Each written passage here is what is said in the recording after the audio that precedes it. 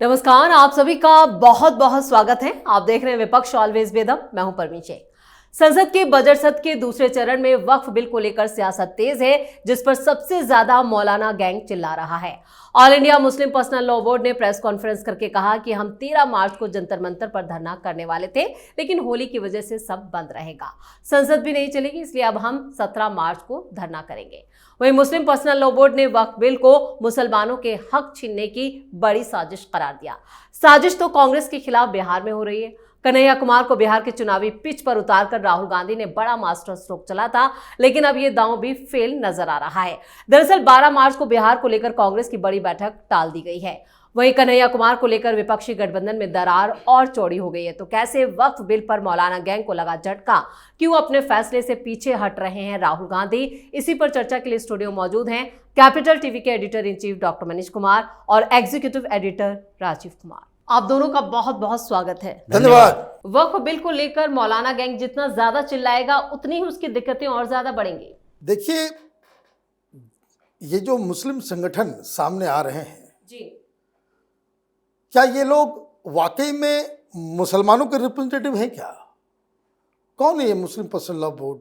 गुमराह करने की एक साजिश है। गुमराह क्या, ये लोग अपने सेल्फ इंटरेस्ट के लिए ये प्रोटेस्ट कर रहे हैं। और मैं आपको बता दूं, 13 को करें 17 को करें, जब भी करेंगे और जितना बड़ा करेंगे, इनडायरेक्टली भारतीय जनता पार्टी को वो मदद ही करने जा रहे हैं।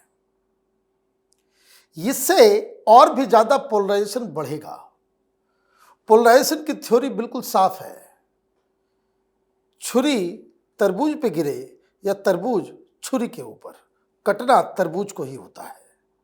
तो जब भी पोलराइजेशन होगा, भारतीय जनता पार्टी को फायदा होगा, इसमें कोई डाउट नहीं है जी। दिक्कत यहां किसे होने वाली है? ये प्रोटेस्ट कहने के तो सरकार के खिलाफ है, लेकिन दरअसल ये प्रोटेस्ट ये तथाकथित सेकुलर पार्टियों के खिलाफ होता चला जाएगा। कारण भाई, आप तो भर भर के वोट देते हो। भाई, इन लोगों ने क्यों नहीं रोक लिया? इन लोगों ने क्यों नहीं रोक लिया? भाई, आपने उद्धव ठाकरे को भी वोट किया, आपने केजरीवाल को भी वोट किया, आपने तमाम तरह के पॉलिटिकल पार्टीज को वोट किया। अब वोटिंग का समय आया है तो आप देखिए क्या होता है।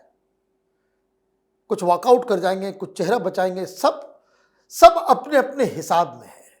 दिक्कत क्या है कि विपक्ष ने मीडिया के कुछ लोगों के साथ मिलकर वक्फ को लेकर के गलतफहमियां पैदा कर दी। किसी की कोई मस्जिद नहीं छीनी जा रही, कोई दरगाह नहीं छीना जा रहा, कोई मुस्लिम जमीन छीनी नहीं जा रही है। कोई इसका लेना देना न इस्लाम से है, न पर्सनल लॉ से है, न किसी और चीज से है। कांग्रेस पार्टी ने मुसलमानों को अपने तरफ आकर्षित करने के लिए वक्त में कुछ ऐसी तब्दीलियां कर दी, ऐसे कानून बना दिए जो ड्रैकोनियन हो गए, जो संविधान के खिलाफ हो गए। मामला सुप्रीम कोर्ट गया। सुप्रीम कोर्ट तो इसको स्ट्रक डाउन कर देने वाला था, लेकिन सुप्रीम कोर्ट ने कहा कि भाई सरकार से कि भाई आप बताओ भाई क्या है। तो मोदी सरकार को यह लगा कि अचानक से अगर सुप्रीम कोर्ट का भी फैसला आ जाए तो देश में बवाल मचेगा। तो उन्होंने कहा कि हम कुछ तब्दीली करेंगे, तब्दीली के लिए कानून लाया जाएगा।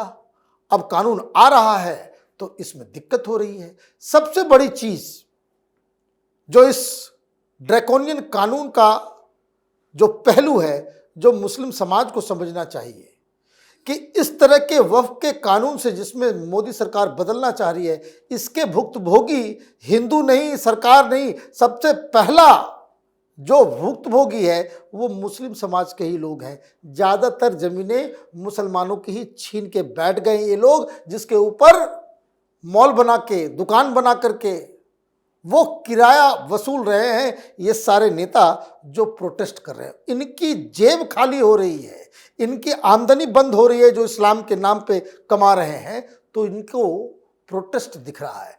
तो मुझे लग रहा है कि इनको करना है, आप करें, कोई इसमें इशू नहीं है।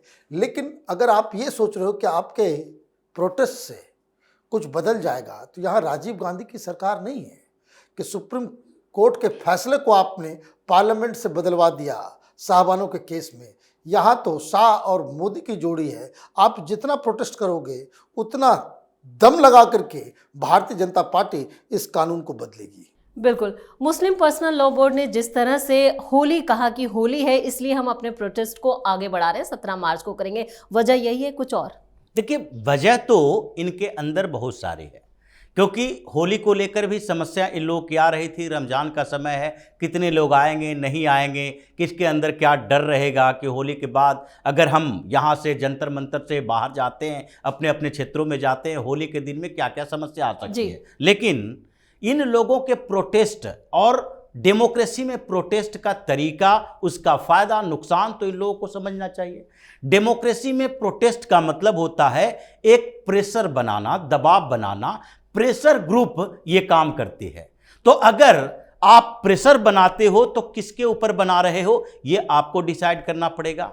पार्लियामेंट में बिल पेश होना है और उस पर वोटिंग होगी, तो वोटिंग उसी के पक्ष में होगी जिसकी बहुमत है, इससे आप इनकार नहीं कर सकते। अब जिसका बहुमत है उसके खिलाफ आप प्रोटेस्ट कर रहे हो, इसका मतलब उसका दबाव आपके ऊपर रहना चाहिए। तो क्या भारतीय जनता पार्टी नहीं जानती है कि पूरे हिंदुस्तान में कोई भी मुस्लिम संगठन उसके साथ खड़ी नहीं होगी? मुसलमान भारतीय जनता पार्टी को वोट नहीं देंगे, तो फिर आप उसके ऊपर प्रेशर नहीं बना सकते। प्रेशर किस पर बना रहे हैं? जो कि अल्पत में है, पहले ही आपके लिए जितना हो सकता था कर दिया है। जेपीसी के अंदर इन लोगों ने रोकने की पूरी कोशिश की, बदलाव के तरीके डेवलप किए, यहां तक कि 44 संशोधन इन लोगों ने प्रस्तावित किया कि अभी जो संशोधन है, जो बिल है, उसमें 44 संशोधन होने चाहिए। कोई भी गैर मुसलमान वक्फ बोर्ड में होना ही नहीं चाहिए और सरकार इसमें इंटरफेयर न करे, ऐसे संशोधन प्रस्तावित थे, लेकिन खारिज कर दिया गया। तो जो विपक्ष में बैठी हुई पार्टियां हैं उसने तो सरेंडर कर दिया है। अब उसके ऊपर आप दबाव बनाएंगे भी तो वो बहुत तो वॉकआउट कर सकती है या संसद में हंगामा कर सकती है, उससे भी कोई फर्क नहीं पड़ेगा। तो इस प्रोटेस्ट का तो कोई मायने ही नहीं है। दूसरी तरफ आप एक संगठन की तरफ प्रोटेस्ट करोगे या फिर लोगों को इसमें जोड़ोगे, जैसी चर्चाएं इन संगठनों में चल रही है कि अगर ऑल इंडिया पर्सनल मुस्लिम लॉ बोर्ड अगर प्रोटेस्ट करती है, जमीयत उलेमा हिंद प्रोटेस्ट करती है, तो इनके कैडर, इनके इर्द गिर्द के लोग ही प्रोटेस्ट में जाएंगे। इन लोगों ने कहा सीए की तरह लोगों को सड़क पर उतरना पड़ेगा, तो इसमें तो सिर्फ मुसलमान ही उतरेंगे। कांग्रेस के भी कार्यकर्ता जो कि हिंदू हैं ये इसके खिलाफ रहेंगे। सीए वाली अवधारणा इसमें नहीं है कि कांग्रेस या दूसरी पॉलिटिकल पार्टियां आएगी तो उसके साथ हिंदू भी प्रोटेस्ट में शामिल हो जाएंगे, इसमें केवल मुसलमानों का प्रोटेस्ट होगा। तो ऐसे में उससे भी pressure create Bharatiya Janata party पर नहीं पड़ेगी। इसका मतलब इन लोगों ने जो तरीके अपनाए हैं प्रोटेस्ट करने के, वो दूसरे स्तर पर होगा, डेमोक्रेटिक नहीं होगा। यानी अराजकता का माहौल पैदा करना है, हिंसात्मक प्रदर्शन करना है, गाड़ियां जलानी है, हाईवे को रोकना है, या फिर ऐसा माहौल क्रिएट करना है कि सरकार को झुकने पर मजबूर कर दें कि अगर इन लोगों की बात नहीं माने तो देश में लगातार अशांति बनी रहेगी, जैसा कि कुकियों ने मणिपुर के अंदर किया। हथियार लेकर घूमे, अभी तक वहां पर दंगे फसाद हो रहे हैं, लगातार जारी है हिंसा। तो ऐसे में अगर ये काम करते हो तो उससे भी सरकार दबाव में आने के बदले उसे मौका मिल जाएगा इन सारे संगठनों को कुचलने का। और all India Muslim personal law board जो ये संगठन है, ये तो ऐसे ही कुछ समय में खत्म हो जाएगा, क्योंकि जैसे ही यूसीसी आता है ये पर्सनल लॉ जैसे शब्द ही खत्म हो जाएंगे, तो उसके लिए बोर्ड बनाने की जरूरत क्या पड़ेगी। बिल्कुल, समस्याएं अभी और बढ़ने वाली हैं। समस्याएं तो बिहार में कांग्रेस की सबसे ज्यादा बड़ी है। पहले कांग्रेस को ने कन्हैया कुमार को मैदान में उतार दिया और जो बैठक होने वाली थी उसे भी टाल दिया है। क्या परेशानी है कन्हैया से बिहार में? कन्हैया से परेशानी लालू यादव को है। लालू यादव को लगता है कि अगर कन्हैया आ गया, पप्पू यादव अकेले ही बहुत नाक में दम करके रखा हुआ है, कन्हैया आ गया तो कन्हैया का कंपैरिजन तेजस्वी यादव से होगा, और जब तेजस्वी यादव और कन्हैया के बीच कंपटीशन अगर हो गया तो हमारा बेटवा तो कहीं नहीं टिक पाएगा। ये तो हमारा बेटा 9वीं फेल है, ये तो जेएनयू में पढ़ा हुआ लड़का है, आप कैसे उसको ये करोगे। पॉपुलर भी वो ज़्यादा है, उसको मीडिया ने एक ऐसा प्लेटफॉर्म दिया कि उसका स्टेचर नेशनल लेवल का है। तेजस्वी यादव को बिहार के अलावा बाहर कोई जानता नहीं, कोई समर्थन नहीं, कोई उसको सुनने भी नहीं आएगा। तो कहने का मतलब ये है कि लालू यादव शुरू से ही ये चाह रहे थे।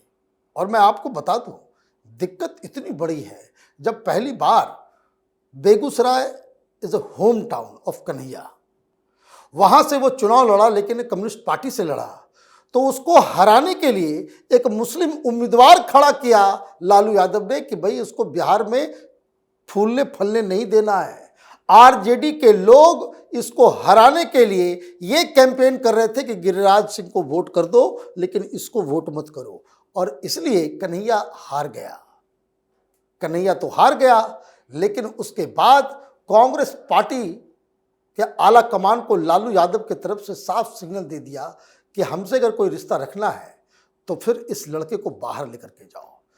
दिल्ली में राहुल गांधी ने उसे स्थापित करने की कोशिश की, यहाँ भी चुनाव हार गया, तो वापस उसको बिहार भेजा गया है। दो चीजें होंगी, आइदर ये जो यात्रा प्रपोज्ड है जी उसको खत्म करना पड़ेगा, या फिर कांग्रेस और आरजेडी में कोई गठबंधन नहीं होगा। बिल्कुल, तो दरार तो पड़ चुकी है गठबंधन में, जिस तरह की खबरें निकल कर आ रही हैं। लेकिन कन्हैया कुमार को इसमें लेकर जो राहुल गांधी का जो मास्टर स्ट्रोक जिसे बताया जा रहा था, वो कितना बड़ा सेटबैक? देखिए, सिर्फ कन्हैया कुमार की बात नहीं है, दो लोगों की बात है। कन्हैया के साथ साथ पप्पू यादव भी हैं। पप्पू यादव भी जो कांग्रेस के लिए बोल रहे हैं कि कांग्रेस को लीड करना चाहिए बिहार में कैंपेन को, राजद को लीड नहीं करना चाहिए। और पप्पू यादव मतलब यादव लीडर। और दूसरी तरफ कन्हैया कुमार की पहचान क्या है?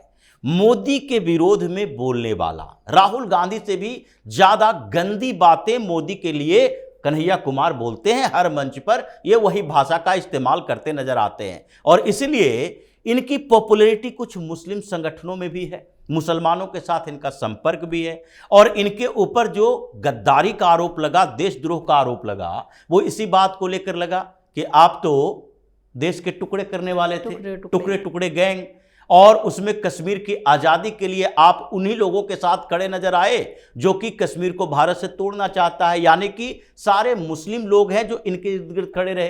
कश्मीर को अलग करने की मांग करने वाले जेएनयू में भी ये ज़्यादातर मुसलमान ही थे।